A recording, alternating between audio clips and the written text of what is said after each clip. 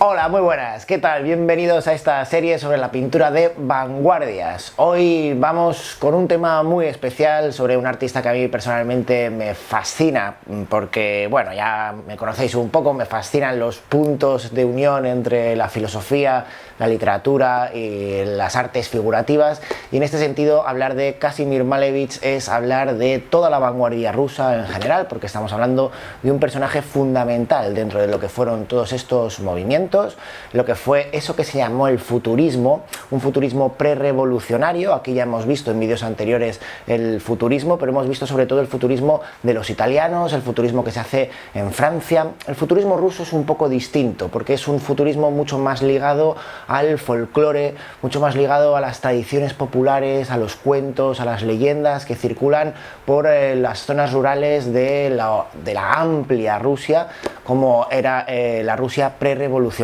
Bien, hay que decir en este sentido que el futurismo ruso está mucho más ligado al simbolismo. Hacen un uso no tanto en búsqueda de la velocidad como hacían los italianos, sino que hacen un uso mucho más expresivo del color. Malevich va a pertenecer a esto, pero después de la revolución, cuando sobre todo llega el gran auge de lo que luego fue el constructivismo ruso, Malevich sí que es verdad que tuvo una serie de desventuras, digamos, desde el punto de vista puramente artístico, porque los constructivistas optaban por crear un arte que fuese un arte para el pueblo, ¿no? Esa nueva sociedad que iba a crear la Revolución Rusa. Y Malevich en este sentido se vio un poco apartado de todo lo que fue el primer, digamos, la línea de vanguardia dentro del mundo de la práctica pictórica, pero sin embargo siguió siendo fundamental como profesor y como teórico. Llega entonces la parte del Malevich escritor hasta su muerte en 1935. En este sentido, cuando hablamos de Malevich, hablamos de una vanguardia en concreto, la que practica él fundamentalmente y luego sus seguidores, que será el suprematismo. Como él mismo decía, el suprematismo es la supremacía de la sensibilidad pura en las artes figurativas. Bueno, como veis, hay un concepto potente para analizar, que es esto de la sensibilidad pura. Para llegar a esta sensibilidad pura, lo que vamos a hacer va a ser recorrer precisamente la obra del Malevich anterior. Cuando hablamos de suprematismo, hablamos del año 1915. Hay una exposición llamada 010, que se llama la última exposición de los futuristas. Y ahí, entre otros artistas, está Malevich, que crea una sala llena de pinturas que va a ser una sala completamente revolucionaria, incluso dentro de la revolución que suponen el resto de las vanguardias pictóricas. Bien, como digo, ¿cómo llegamos hasta allí? Malevich es un pintor que a principios del siglo XX empieza haciendo un tipo de pintura que podríamos decir que es una pintura fundamentalmente impresionista, pero sobre todo se va a dejar llevar por, bueno, tiene una pequeña etapa fauvista, pero sobre todo por el cubismo de George Braque, y va a empezar con esta descomposición de las formas, este análisis de los volúmenes que ya veíamos también en los vídeos sobre el cubismo, y ya lo situamos entre 1911, 1912, principios de 1913, dentro de esto que vamos a llamar su etapa cubo-futurista. Es decir, toma de George Braque el análisis de la forma y de los volúmenes, pero toma también de los futuristas la ilusión del movimiento. Me estoy acordando, por ejemplo, de una obra en concreto que es el afilador de cuchillos. Estoy en el año 1912. Como veis, tenemos un análisis de los volúmenes propio del cubismo, pero a la vez tenemos a un hombre que está fundido con la máquina que utiliza para afilar los cuchillos, y está además en esta ilusión del movimiento. Al final lo que tenemos es un cuadro cuya superficie pictórica está llena, y está llena precisamente de estos volúmenes que han sido descompuestos. Quiero que os fijéis en una cosa, porque ya dentro del cuadro empezamos a ver ciertas facetas, como decíamos cuando hablábamos del cubismo, ciertos segmentos del cuadro que ya aparecen no con volúmenes sino con colores planos. Si Malevich tiene una obra que es característica suya, es el cuadrado negro sobre fondo blanco, que es como lo hemos llamado después, porque lo llamamos simplemente cuadrilátero, y ese cuadrado negro sobre fondo blanco no es algo que aparezca de la nada. Se crea en 1915, la obra definitiva, pero este cuadrado negro va surgiendo poco a poco en obras que son anteriores, como ya empezamos a ver estos negros planos que encontramos en el afilador de cuchillos. A esta etapa cubofuturista le va a seguir la etapa en la que Malevich está intentando desarrollar un tipo de arte que responda a una filosofía distinta. Malevich, que en el fondo no deja de venir de lo que había sido el simbolismo, es decir, la capacidad que tenemos de hacer que sean hermanas cosas que para la lógica convencional son completamente distintas. Eso que poco después Lautréamont vino a decir que la belleza radicaba en el encuentro entre un paraguas y una máquina de escribir en una mesa de disección. Oh, Lautréamont, ¿qué me estás diciendo? Bueno, eso es uno de los principios del surrealismo, ¿no? Esto que vamos a llamar la metáfora salvaje, cuando Dámaso Alonso nos decía que la luna era una vaca amarilla. ¿Qué me quiere decir todo esto? A lo que estamos yendo es a algo que en el fondo es muy antiguo, son las antiguas correspondencias de Baudelaire. Es decir, que fuera de la lógica convencional, es decir, de los cajones en los que solemos meter todas las cosas que hay en la realidad, si eliminamos todos esos cajones, en el fondo nos encontramos con una masa ingente de elementos que se pueden unir, se pueden asociar entre ellos de una forma totalmente distinta de lo que nos ha dicho la ciencia positivista del siglo XIX, de lo que nos ha dicho la filosofía convencional, también de corte positivista de finales del siglo XIX. Podemos crear una poesía que rescate precisamente las asociaciones poéticas entre los distintos elementos que hay en el mundo. Cómo Malevich se va a juntar con un filósofo fundamental en la época en Rusia para lo que fue este movimiento de vanguardia, que era Uspensky. Malevich, cuando se junta con Uspensky, cómo Malevich esto lo transforma a la pintura. Va a crear lo que él va a llamar la pintura alógica. Una serie de pinturas en las que Malevich nos va a situar una serie de precisamente de elementos que, si seguimos la lógica convencional, no tienen absolutamente nada que ver entre ellos. Estoy hablando de los años 1913 y 1914. Por ejemplo, tenemos una obra que llama mucho la atención, que es Vaca y violín. Si os fijáis, tenemos una composición cubista, una descomposición de los planos, un desarrollo de eso que va a empezar a surgir, que decíamos de los colores planos, ¿no? Esto lo vamos a llamar la superficie plano. El propio Malevich en sus escritos lo va a llamar la superficie plano y va a contarnos cómo eso se va desarrollando en escritos como Del cubismo y el futurismo al suprematismo. Lectura recomendada. Yo voy a leeros ahora unos fragmentos. Bien. Vuelvo a Vaca y violín, donde lo que tenemos es básicamente una especie de violín a lo George Braque, precisamente, es uno de los elementos más pintados por George Braque también en esos mismos años, pero ahí de repente, desde ese violín descompuesto en esas facetas cubistas, de repente nos emerge una vaca que parece que le hemos hecho una foto en medio del campo y la hemos puesto justo delante. ¿Qué tiene que ver una vaca con un violín? Pues como vosotros mismos habréis respondido, absolutamente nada. Estamos buscando hacer asociaciones ilógicas o, digamos, una pintura alógica, es decir, una pintura que no responda a la lógica convencional, y esta forma de unificar los elementos nos permite, bueno, no seguir completamente las leyes clásicas de las asociaciones entre las cosas que existen en el mundo. Si os fijáis, además, el violín es un violín pintado de una forma completamente vanguardista, una forma cubista, pero la vaca, sin embargo, es una vaca completamente figurativa, que responde a un tipo de pintura que es una pintura anterior a toda la vanguardia que está desarrollando Malevich. ¿Qué nos está diciendo Malevich? Que no solo estamos hablando de una descomposición de las formas, sino que estamos hablando de una descomposición de una manera de pensar, de una manera de diferenciar claramente entre lo que es lo plenamente figurativo, esta parte, digamos, de la pintura que nos cuenta una historia, ¿no? Una historia en la que siempre toda forma está subordinada a la historia literaria que nos tiene que contar el cuadro, ¿no? Si vemos los cuadros de Tiziano, vemos, por ejemplo, Baco y Ariadna, y yo reconozco a Baco y reconozco a Ariadna porque tienen una serie de atributos que son los atributos clásicos que se les ha dado para que nosotros los reconozcamos. Es decir, la forma que tenemos en la pintura está supeditada a la historia que el cuadro supuestamente nos está contando, y el cuadro en este sentido no deja de ser una mera ilustración de algo que es literatura. Lo que Malevich pretende es que esta ilustración deje de ser tal. no es el único, los cubistas ya empezaron a hacer eso, incluso hasta los expresionistas en cierto sentido empezaron a hacer eso, pero Malevich lo que pretende es liberar definitivamente a la pintura de toda supeditación a la literatura. Para eso nos va a situar ante imágenes alógicas, donde realmente no se nos cuenta una historia. ¿Qué historia nos cuenta una vaca con un violín? Ninguna. Pero además, a la vez que deshacemos la historia, deshacemos la propia lógica convencional que hemos tenido desde tiempos inmemoriales para crear precisamente todas esas historias.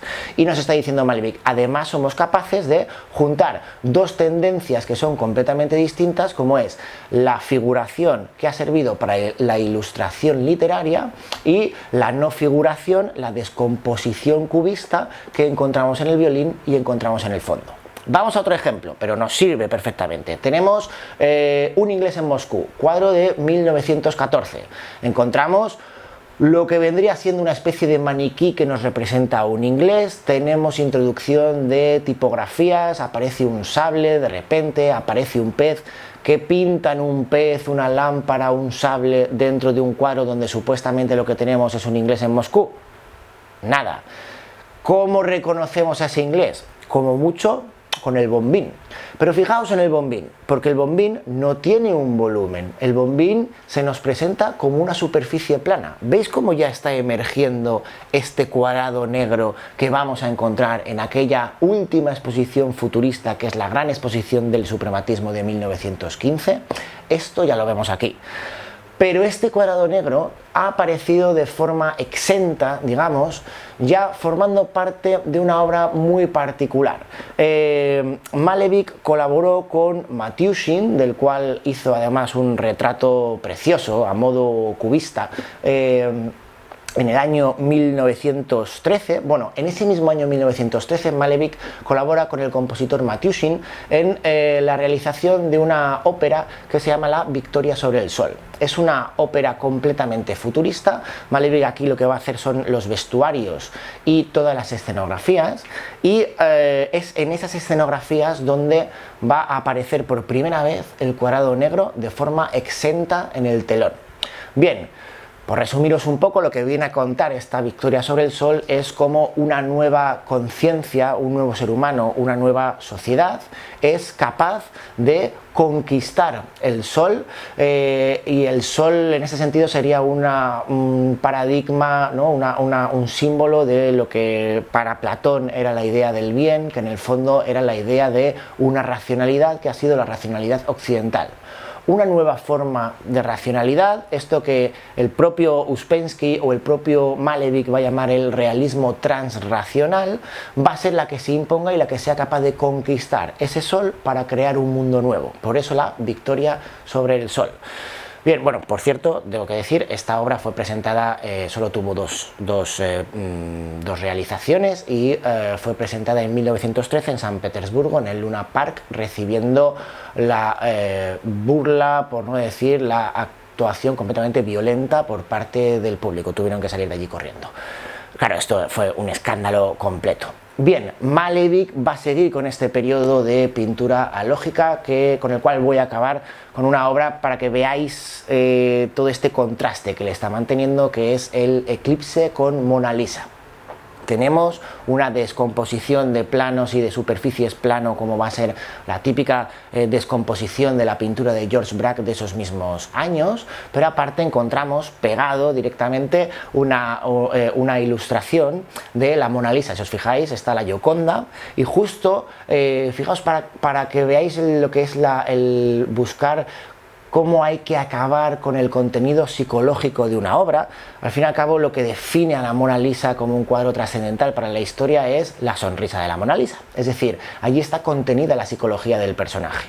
Y justo, si os fijáis, donde está aquello que es el elemento fundamental del cuadro, la sonrisa, justo está tachado con dos líneas rojas que Malevich introduce por encima, mostrando la negación de esa psicología y de esa historia que me podría estar contando el cuadro de la Mona Lisa.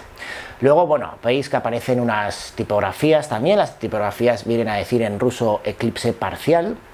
porque esto también es algo que está desarrollando Malevich en esta pintura lógica, donde va a hacer pinturas, por ejemplo, como han robado un bolso en el tranvía, donde aparece una hoja en blanco y pone en ruso han robado un bolso en el tranvía.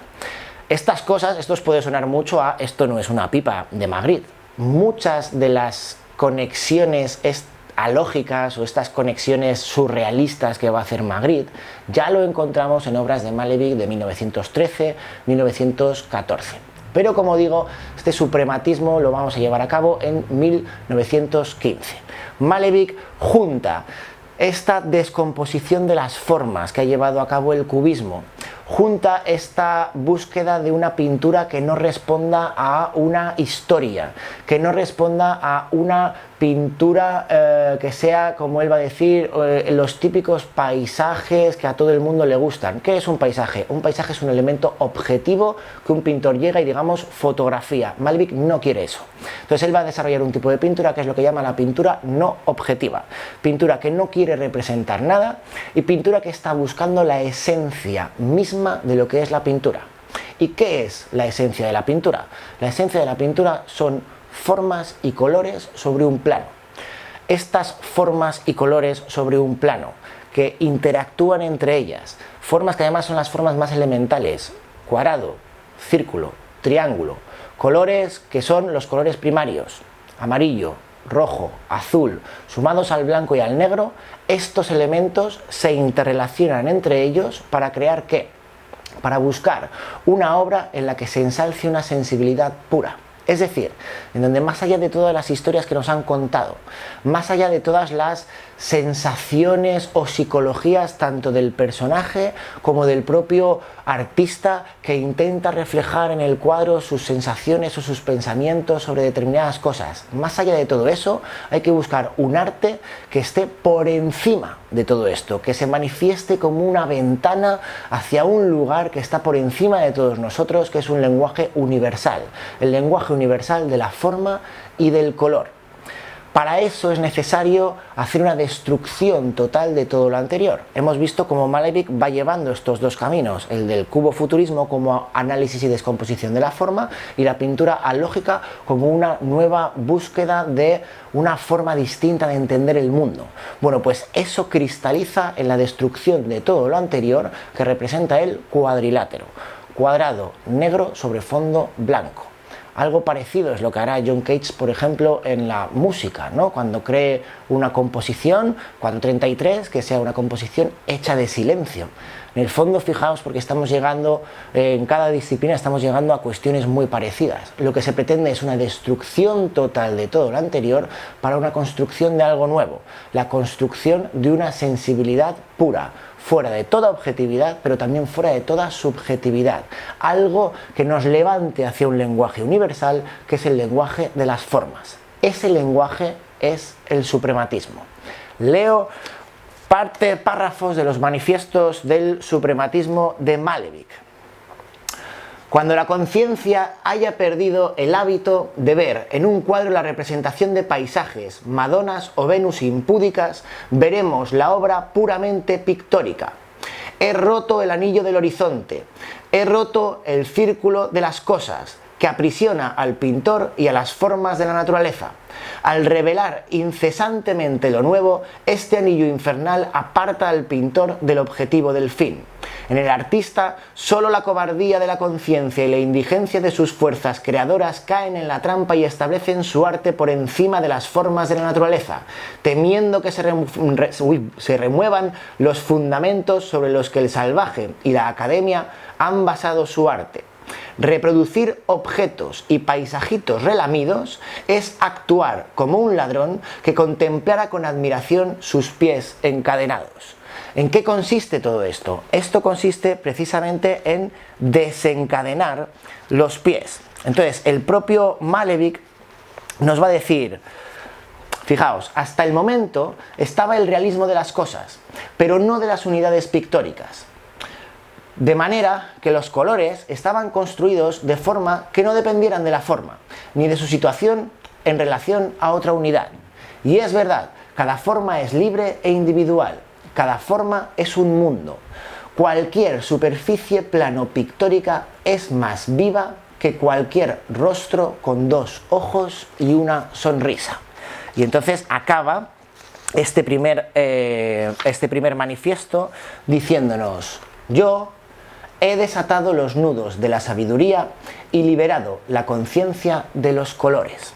En el fondo, lo que busca con estas formas, con estos colores, es precisamente eso, una nueva conciencia. Fijaos, y acabamos con esto, comprendí claramente que había que crear nuevas osamentas para la pintura del color puro. Estarían construidas según los imperativos del color. Como defensor de la independencia individual en el seno del sistema colectivo, comprendí que la pintura debía abandonar a su vez la mezcla pictórica y constituir una unidad independiente en la construcción. Es necesario construir en el tiempo y en el espacio un sistema que no dependa de ninguna belleza, de ninguna emoción, de ningún estado de espíritu estéticos y que sea sobre todo en el sistema filosófico del color donde se encuentren realizados los nuevos progresos de nuestras representaciones. Representaciones en tanto conocimiento. ¿Conocimiento de qué? Un nuevo conocimiento del mundo, en un nuevo tipo de sociedad, en un nuevo tipo de ser humano y que por supuesto tiene que llevar a cabo un nuevo tipo de arte. Este nuevo tipo de arte es el suprematismo.